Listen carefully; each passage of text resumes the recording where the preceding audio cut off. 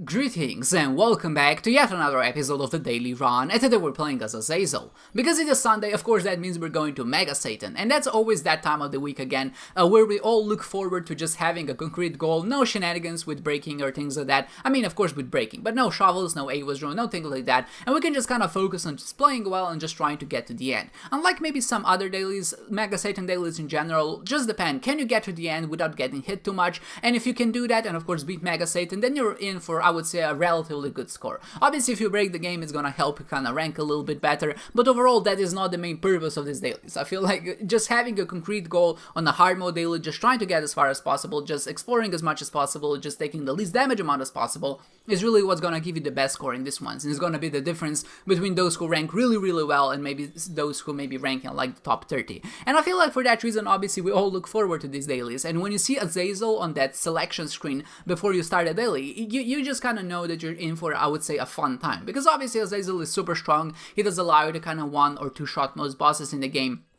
and you really do need that much damage and that much stopping power in order to get through those earlier floors so you can actually get fast enough to the objectives. And I only bring this up because I've noticed some other people mention it as well, but essentially whenever you have a hard mode daily, just any, it doesn't really have to go to Mega Satan, when you're trying to get to those objectives, it's actually really hard to explore every single room of every single floor. And you might say, well, that's obvious, right? Because the game isn't meant for you to kind of explore every single room of every single floor if you try to get there. You're supposed to kind of risk some things in order to get to boss rush. And this is something that I've had in my mind for the longest time, but obviously every single time you play through the daily, if you play fast enough, you'll try to just go to as many rooms as possible. But obviously there's always that chance that you'll never know what lies in the room. Maybe there are a lot of invulnerable enemies in there, and that might just take you a little bit longer to actually deal with. And all of those things kind of combined together just make for a very, I would say, an uncold and a very unobvious choice of decisions, because you can never really know if it's worth going to a particular room or not. And just thinking about that is like, how do you determine if you should go to a room and maybe explore it,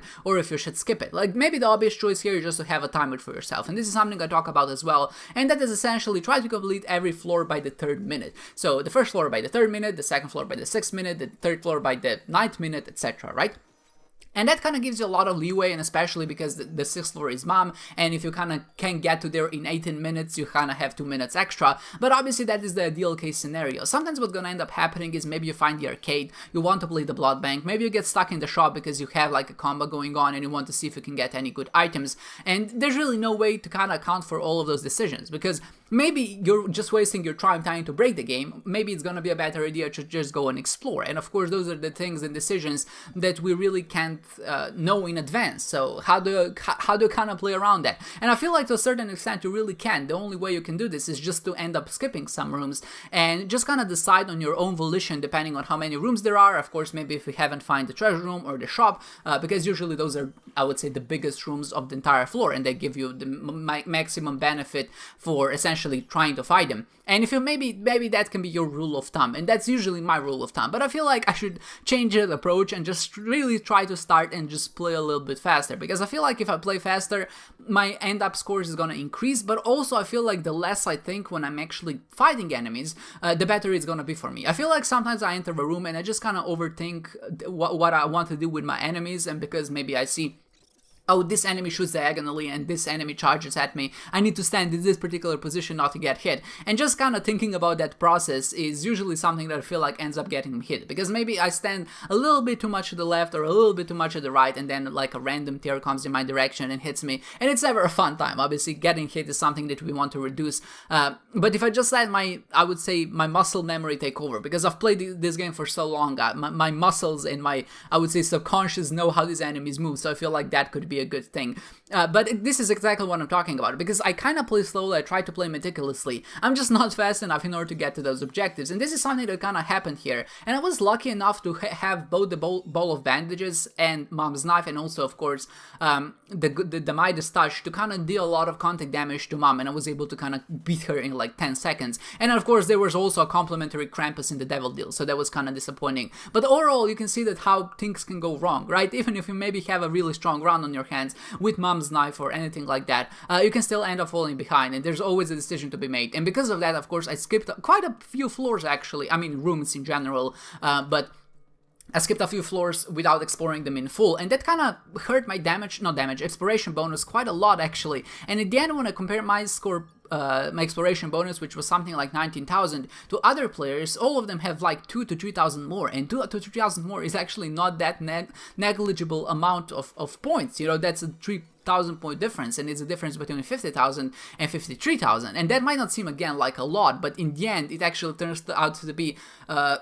quite a, I would say, a very influential factor whatever you rank really well, or maybe if you rank like in the top 20s. And obviously there's no big difference, relatively speaking, when you're kind of comparing yourself like to the top 10 or to the top 20. But just speaking in terms of how you just trying to do the best you possibly can, right? There's no reason for me not to play faster if maybe I know that I'm capable of it. I just need to really kind of relax and just kind of let go. And I feel like in the end that's something that I kind of lack. But obviously you saw me here just going through the run. I didn't comment on it a lot. I was just going to talk about the psychology of things, and you know, sometimes I like to do that, as you're probably aware by this point. But mostly because this run was very straightforward. Like I said before,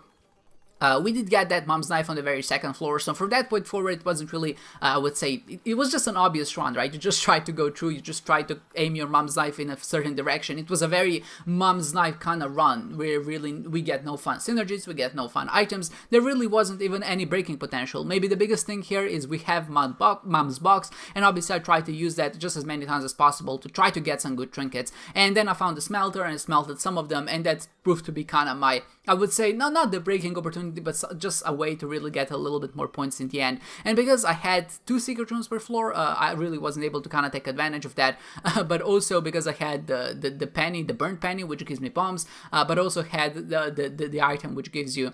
double the bombs whenever one drops. So that's kind of a good combo, because every time I pick up a penny, now there's a chance I actually get 2 bombs instead of 1, and obviously that's worth more points. But you can see when I was trying to fight the Hush here, this was, I would say, the first clutch and the only really clutch moment in this entire run, and I got down to 1 black heart, and that was obviously a very dangerous situation going to Shoal, just because there's so many rooms which just end up hitting you, and obviously every single hit is worth 1 full heart of damage, and if you just enter here, you're just gonna end up dying. So what can you do in this situation to really kind of survive?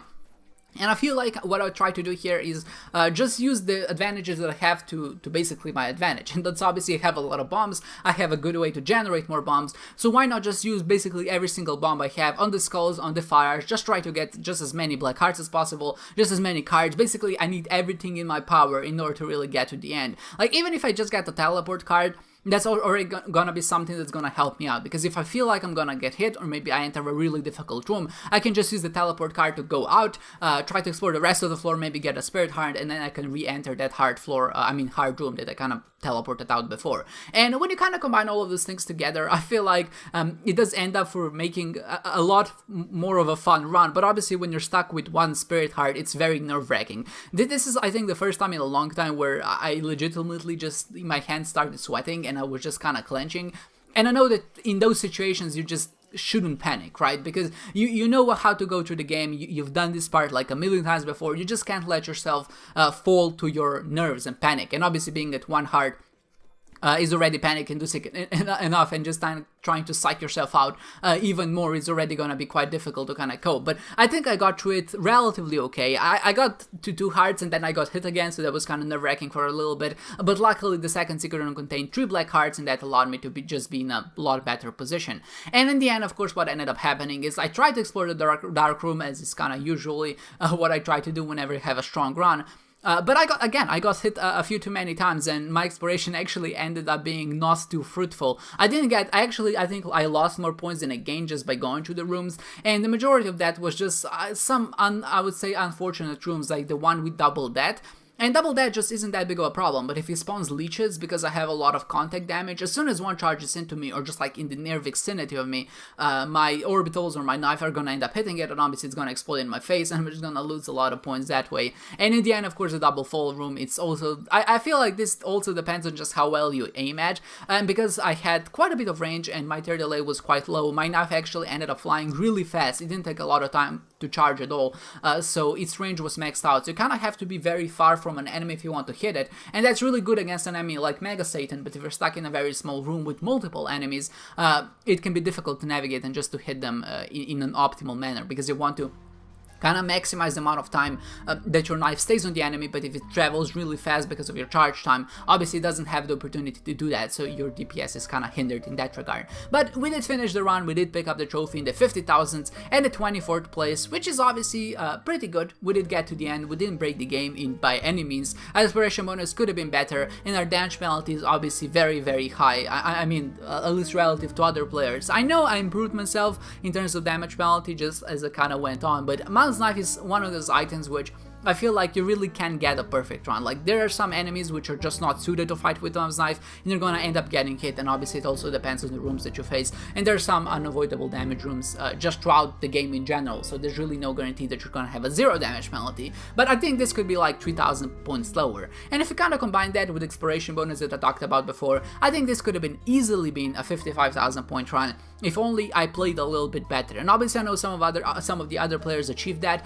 but when you kind of combine the swag bonus into the mix, if you decide to break the game, if you do find a way to break the game, that's just gonna really kind of inflate your score to over 60,000. So it's definitely one of those runs that has a lot of potential, but it really does depend on the player, whatever they utilize that potential, and if they play well enough in order to really kind of maximize that cap limit that you can maximize on a score like this one. So with that said, I hope you enjoyed this one, guys, and I hope to see you next time.